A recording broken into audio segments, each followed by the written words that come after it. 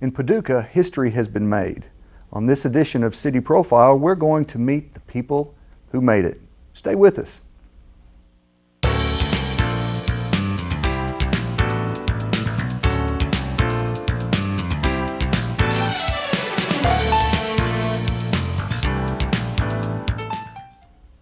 Hello and welcome to City Profile. I'm Tom Butler, and on today's show we have three special guests. One is, I'm not going to say an old guest, but been on the show several times, Chief Redell Benton, from the Chief of the Paducah Fire Department. Welcome, Chief. Thank you for having me, Tom. Thank you for coming. And next we have Jennifer Fuchs and Rhiannon Greer, the first two female firefighters in the history of the Paducah Fire Department. Congratulations. Thank you, Tom. And welcome to City Profile. Chief, I'm going to start off with you, Okay. and this was a big deal. It got some news coverage. I'm happy to say that this is the first television interview that they've done, so I've scooped everyone on getting the first female firefighters on TV.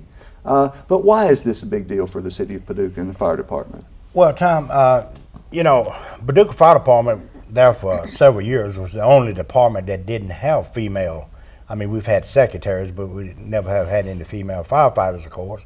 And, since I've been chief, I've never had any problem with getting females. We've tested several, but up until now, we didn't have any that could pass the physical agility test. And these two young ladies here took the written test, did well, took the physical agility test, did excellent on that.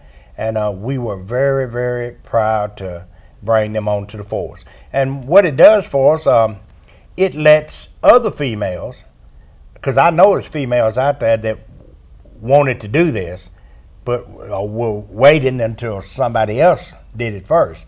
So I look the next time we advertise for firefighters to probably have several females to apply for the firefighting job. That'd be good. I would be remiss if I didn't mention the controversy surrounding the testing at first. What I want to know is, and it was reported in the paper, that it wasn't the same as it has always been.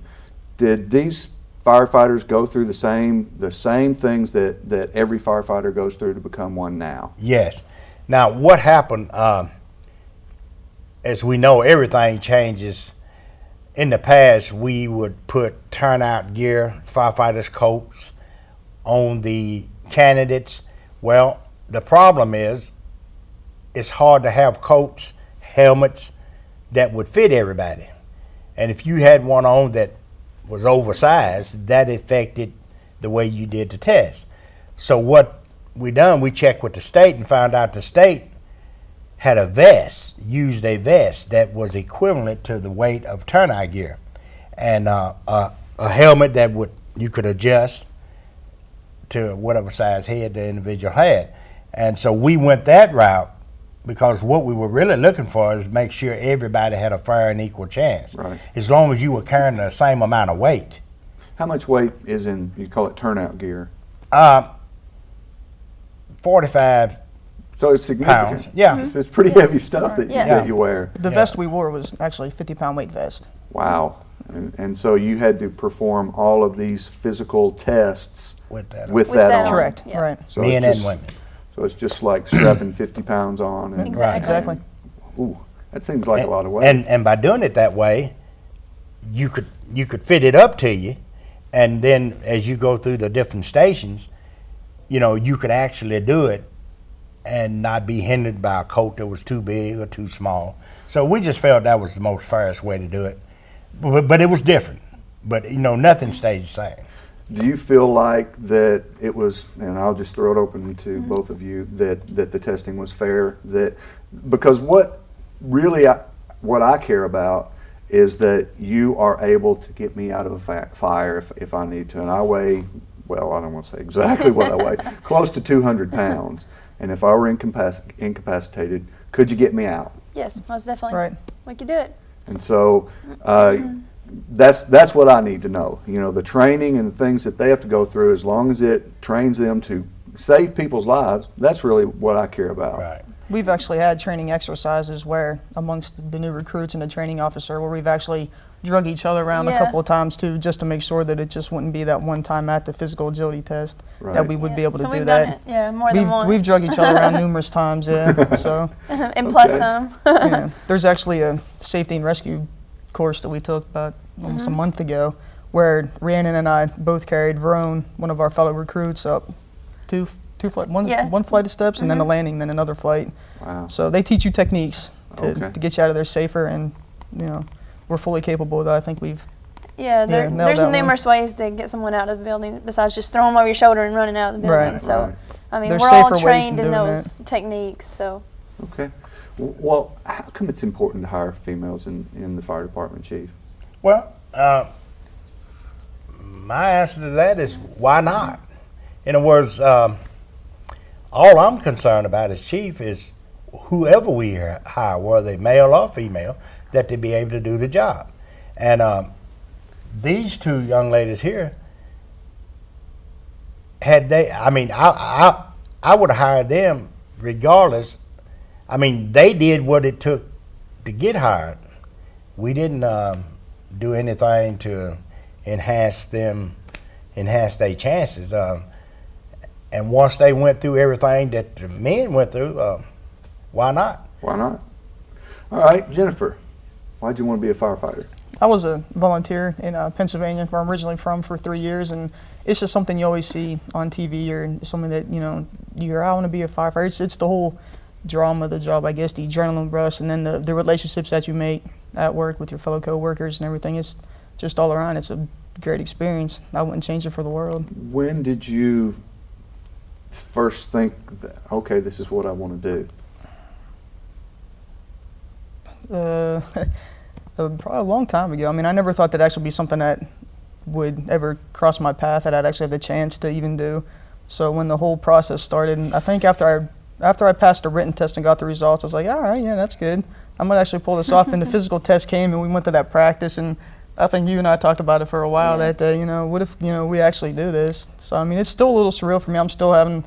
There's times I'm like, I can't believe I have the job I have. Yeah, we're actually firefighters. Yeah, we actually we talk about it. It's just great. New, it's something. Well, it's pretty new. cool. Because, yeah, it's a cool job.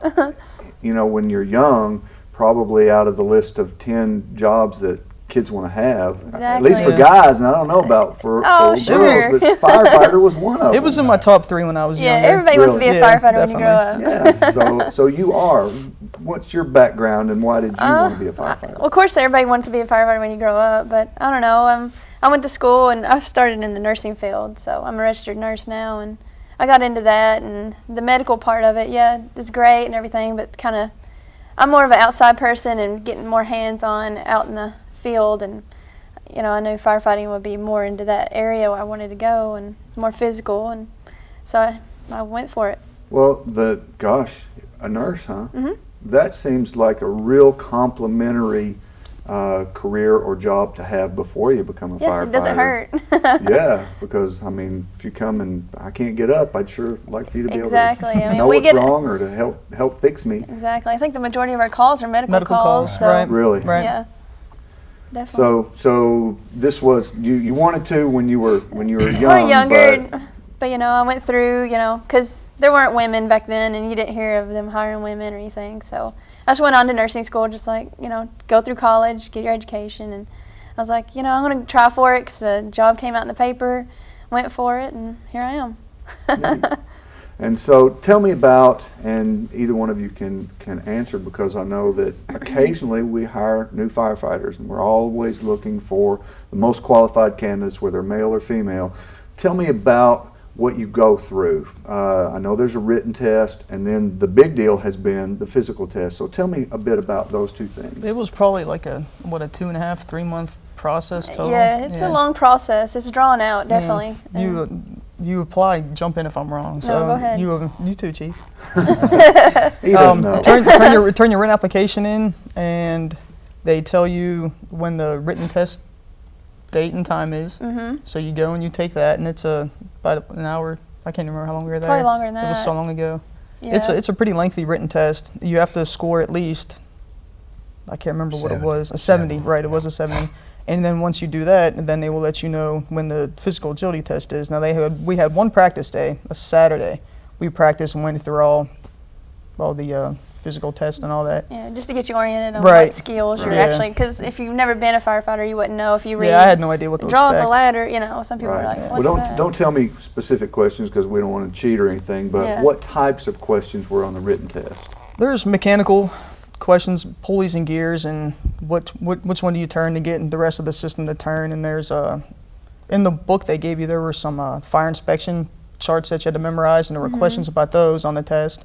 The water main system, and if you wanted to get water turned off in one section, which valve would you close to? A lot you know. of it's basic skills, you know, Right. make sure you can able to read maps and things like that, and Were you mathematical given skills. anything to study by, or is this Yes, supposedly you're given a general knowledge? study guide. Right, yeah, Okay. study Yeah. guide. So the fire department has study guides that they give out to all applicants. Well, then. when we order the testing and we order them in from an outside agency, they send study guides with them. Oh, okay.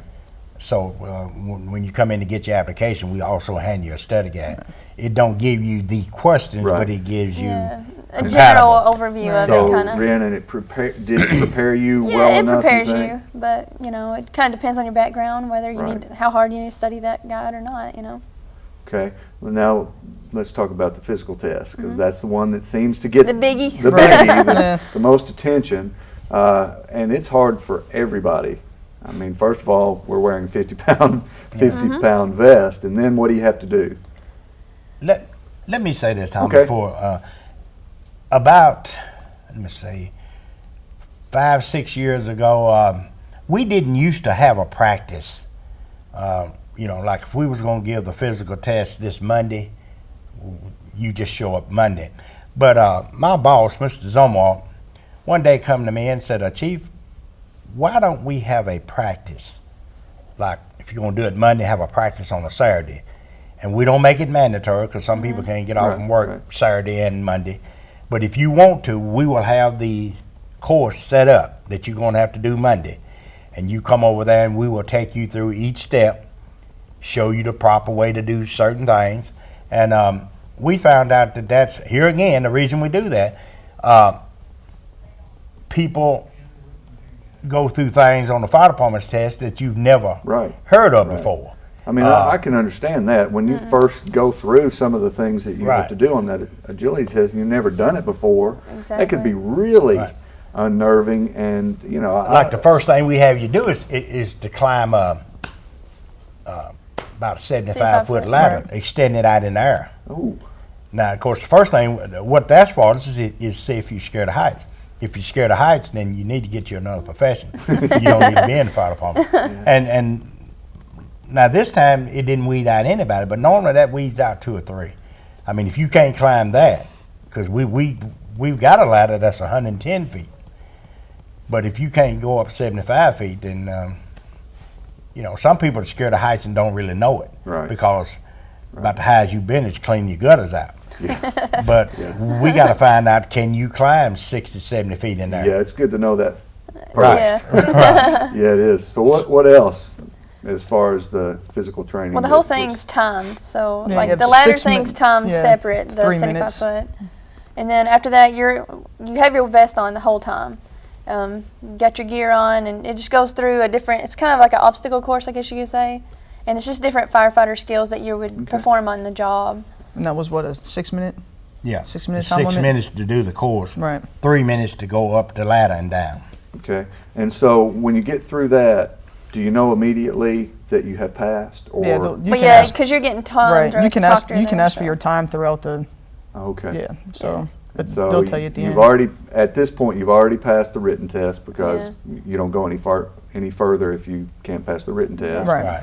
And now you passed the physical agility test. What was that like for you to know that you were the first 2 women that have done that? It was a relief. Yeah, I mean, it was as soon as you pass that line, it's like, whoo, you It was know. a ton of weight off of my shoulders. I was just Exactly. I surprised myself that I actually was able to do it. I mean, I don't like to be a negative person, but once we did the practice and we both did it, we were like, yeah, Oh, we can did do it. this. But then again, you're not timed to 6 minutes, and you don't have everybody looking at you like she's a girl, and Did, Yeah. did y'all The train pass. for it? Oh, most definitely. Yeah.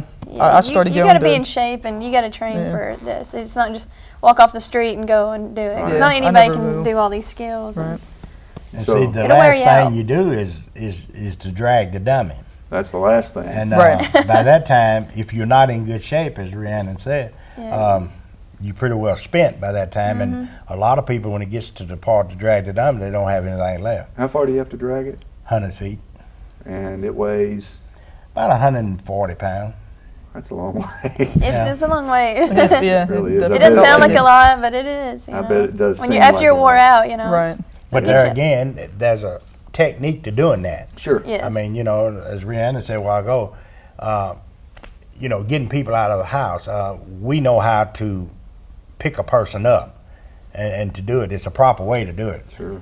And if you do it that way, you can do it. You can be as big as I am, and if you don't do it right, you might Technique. not get it done. Technique. Right. Right. And so you pass the test. What happens next? interview process. Right. Oh. You wait for the phone call to set up the interview. So you haven't been interviewed yet No. No, no, that sir. point. Okay. Third That's the phase. last thing we do. And who do you interview with? Well, there's several Chief? people. Chief is on there. assistant chief. Chief, I always have one of my assistant chiefs, the HR director, Herschel Dungy, Okay. or his designee. It was my impression that once you pass those two tests, you're pretty much in. No. No. Ah, Well, yeah, I mean, you're in the pool, but your interview okay. more or less places you where you at in the pool. I see. You know, Because you only have so many slots, Right. and several Exactly. people and of course, will pass the the test. people that interviews better. You know, that's the way it is on any job. Yeah. You go in and you sell yourself, Right. and then we start ranking the people. Okay. So Yeah. then you're ranked and you get the call. And they say, okay, you're in. Then what happens? Then you go for all your other tests. We had to actually go through numerous physical testing. Yeah. Purchase Drug. physical therapy, and then we had to go through the drug testing and blood Psychological. pressure, and we had to be Psychological fitted for our testing. SCBA masks and Yeah. all that. So There's numerous tests afterwards Yeah. that you have to go through and pass those too. Okay. it took about 2 whole days, I think. Yeah. 2 different days. Now, I know that once recruits are hired at the police department, they go off to the academy. I hear the academy. at Kentucky doesn't someplace. have a state Yeah, fire we don't have academy. Okay, so that's Right. what I was going to Yeah. ask. Is there an academy? And there's They're not. working on that. Probably 5 years or so away. It's going to be up at Eastern Kentucky, same place the police department's in. Okay, and Chief, for the show, you were telling me that you're doing how the training and the actual on-the-job work starts a little differently than before. Yeah, the 5 that we hired this time, when we put them on the floor starting the first of the year, they had their full amount of training, everything except the EMT certification. They attending EMT school now, but the rest of the training they already had. That's the first group we've ever done that way. We don't have the manpower that we felt like it would be better for us to get their training before they ever go on the floor, versus putting them on the floor and then have to pull them off, because they went out of town several weekends to get training. And that was what I was going to ask, is Yeah. where do you go for the training and who is doing that? There's different. Yeah, we went to Louisville for a weekend for some what they call hard to get hours, and then Just we some went basic classes. to Calvert City for our hazmat technician classes. We did that 2 weekends. Right. What else? We went to Car seat techs. right now. car seat, and we Oh, yeah. went through car seat class, which is actually at the fire department. We've done Well, let's just talk about car seats right now, Okay. since you brought that up. The part of the firefighter's job is to help people to learn to install Correct. car seats for, Yes, sir. for children. Yes. And you said, I believe Rhiannon, you said there were a lot of hours. Oh yeah. I mean, well, it's like what 32 30 hours 32 of training hours. to do car seats. Right. There's learn so how to many. put I car mean, seats in, because there's a Right. lot of different different Exactly. car models seats Yeah. and cars. I mean, each car is different. So Okay, and then you teach people who come in. we'll are there- install their car seat for them. Right, and then if kind you of show know 'em. they'll ask questions, or some will ask questions, and Exactly. some won't. They'll just like, just put it in there for me. Just make sure it's in there good. And some people want to know step by step what we're doing. Exactly. And, yeah. Or if they just already have their car seat installed, they stop by and we just check it and make sure it's installed Right. right. So. Yeah. Okay, and that was just part of the initial training that you went It's Exactly. definitely a teaching procedure. It's just like we get calls sometime from a grandma. She'll say, "Can I bring my granddaughter's car down there to get a car. No, we need somebody that's going to be with the car, her husband or brother, somebody's going, because we're not only going to put it in, we're going to teach them how to do it. Right. Exactly. Because there's times you have to take one out, put it in another car. We want you to know how it's done. And that's the law now, right? 'Cause, Right. I'm Right. so old that I don't think car seats had been invented when I was a kid. Right. So Yeah. luckily I made You it remember through. standing up in the seat with your grandpa? Yeah, Right? space in the middle, Yeah. that we could sit on. I'm sure But see, it's real dangerous. both hospitals, a lot of people don't know this, both hospitals deliver babies, but the baby cannot leave the hospital without a car seat. Now, we've put them in taxi cabs. I mean, Right. a mother that don't have a car and the hospital is getting ready to dismiss her, well, how you going to get home? I'm going to call a taxi cab. Well, we go out and put a seat in the taxi cab. The baby has to be in that car seat or the hospital won't let the baby go, which is a good thing. That is a good thing. Right. Another thing that we talked about before the show that I wanted to make sure that we got in was the smoke detector program that you have. Do y'all get trained on that? I mean, it seems like that's important to know where to place Yes. smoke Right. detectors and make sure they're operating, things like that. Oh, So, yeah, we definitely get but- training on But every before we little get to part. there, you said you've got them. They're there at the fire department for Right. free, and that y'all come out and install them. And there are people in Paducah right now that don't have them. There's no reason for that. Right. And, it's so sad, Tom, when we go out on a house and say a mother and 4 or 5 kids, and you go in there and you put this fire out and you look around and say, man, where's your smoke detector? Don't have any. Of course, what we've started doing, the assistant chief, he keeps some in his vehicle. And if we run up on a situation like that, the house is not burnt to the people can still stay there. Well, then we will go in and put them up while they're there. But people, I don't know, they just don't want to call us. Because a fire truck pulls up in front of their house, 3 or 4 guys gets off, and they go in the house and put them up. But the grant that we got these from stipulates that we have to put them up. We get Right, calls all the right. time. Well, why can't I come down there and y'all just give me 3? Now, the grant says we're going to give y'all the money for these smoke detectors, but you all have to put them up to make sure they install Are correctly. there income limitations, age limitations, No. any limitations at all None on whatsoever. getting one? So it's for everybody. Yeah. Right. Anybody. Oh, man. City residents. Yeah, right. City Right. and And the reason county, or I'd and the be- reason we can't do county because we can't send our fire trucks out in the county, Right. and Well, we I have wish to you put them could, up. because you could come to my house today. Yeah, I have one, but I think I probably need more than one. What is the usual coverage for a smoke detector in a house? Outside each bedroom, or Yeah, normal house needs at least 3. Everybody needs more than one. Right. Definitely. I don't I have mean, one. you need one in your kitchen area, and you need, if you got 2 or 3 bedrooms, you need them there. Okay. Storage room. What other training things did you go through that you thought was interesting or that you didn't expect when you? flashover, I think was my Yeah, favorite. there was a flashover trailer training. we What's went that? to. Trench rescue. Yeah, we had trench rescue recently. Flashover is, I think the state of Kentucky has 2 trailers that Yeah. they send around the state to different departments and stuff. But what it is, it's it has 2 levels on it, and we went in like teams of 8 or 8, Yes. and we had 2 instructors, and it's on 2 levels, like I said, and they light the fire up top, and it teaches you the whole flashover procedure, and you're actually at the point where the fire's touching. I mean, it's right. You can Yeah, you're put your watching hand the up in fire. it. Yeah. And they give you, they show you what to expect and what to do if that happens. To And recognize it in case, Right. Yeah. because Okay. if you're ever in a Is that- situation where you're Is prone that- to flashover. What is a flashover? Is that where it's about to?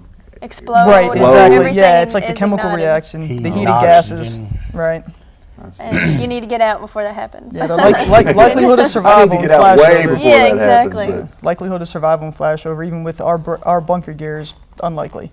and the trench training was if trenches cave in. Correct. On the side. Right. Exactly. Yeah. Okay, because you hear about that every spring, Yeah. summer, or something like that. Well, the Somebody city would got that grant for all the Right. trench rescue items and everything. Got $10,000 Right. given to us, and that enabled us to buy. We've been trying to buy it for several years, but budget's tight, so we got $10,000 to give to us from this company, and that enables us to buy the struts, Oh, okay. that air struts that actually keeps the walls Right. from caving in.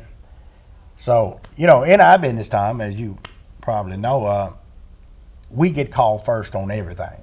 trenches, tornadoes, earthquakes, fires, everything, get the firemen here. Right. And we don't have no problem with that, but if you get called to a trench and you ain't got nothing to operate in a trench, You're just you digging. basically just there. Because if this individual is in there and you send people down there in harm's way, then they turn into victims. And then that's what we want to be, the savior, Right. not the victim. And Chief said that you were both in EMT training right now. Right. Yeah, we just began And that. something I didn't know that you taught me before the show was that most of your calls are medical calls. Yeah. Right. And Yes. so the EMT training is real valuable in that. What are you learning in that? We just started. Last night was our second night, so it's It's basically just the basic medical, Right. immediate attention on a call. you until know. Mercy can get there and transport just to stabilize. Recognize certain Yeah. things Right, and right. and know just the first you're the first line of defense. Exactly. before Correct. the Kind of ambulance just workers stabilizing get the there. situation where, you know. And now, being EMT is job conditional. It's two things in the fire department that you have to do to work there since it's been enacted. The EMTs was enacted in '94. So you've got 2 years after you are hired, officially hired, to become an EMT. I mean, and if you don't, the city can let you go. And that's you are officially one after testing. You have to take a No, test, or you just have once to we take the put you on training? the ship. Yeah. Right. Okay. That's when the testing you go through, we're just still trying to see if you're going to be able to make it. No, I'm talking about the EMT testing, the, Oh, the okay. training that they're going through. Do you have to take a test to become Oh, an yeah. official? Right. It's a They're- 5-month EMT? course, Yeah. so. Oh, okay. Yeah, So we'll it's- be, It's extensive as well. Right. Yeah, very extensive. Yeah, So. gosh. Well, it's good. Yeah, you know, it I is. want it to be. And I don't want it to be easy, and I don't want it to be for everyone. You know, Right. and from what I've learned by talking with the chief and several firefighters throughout the years, is it's a passion that you have to want to do, and, Definitely. and you have to love to do it, because man, that terrifies me to think about running into a building that's on fire. Well, you know, it's just like out there in New York, 9/11. Yeah. Fire department lost 346. I mean, they really paid the price. But everybody was running out of that building. What was the firefighters doing? That they were going in there to try to, Running in. of course, when the building come down. And that's incredible bravery, and I admire you all Thank you. a lot, because you know I'm not sure who would do it. It might not be me if you weren't there, and so Let me I say really just another appreciate word or that. two about our medical program. A lot of people don't understand really what I have people Okay, we all the got time. 2 minutes, Chief. Okay, you know, people say, well, why didn't you see a fire truck with the ambulance is there? But what we do, we've got stations all over town, 5 of them, and we get called to Southside Walmart, somebody's fell and busted their head. We can get up there and shut that bleeding down. Now, we don't transport, but a lot of time Mercy's tied up. If they the first one that gets to the person, it could be too late. But we got a station that sits right around the corner from Walmart.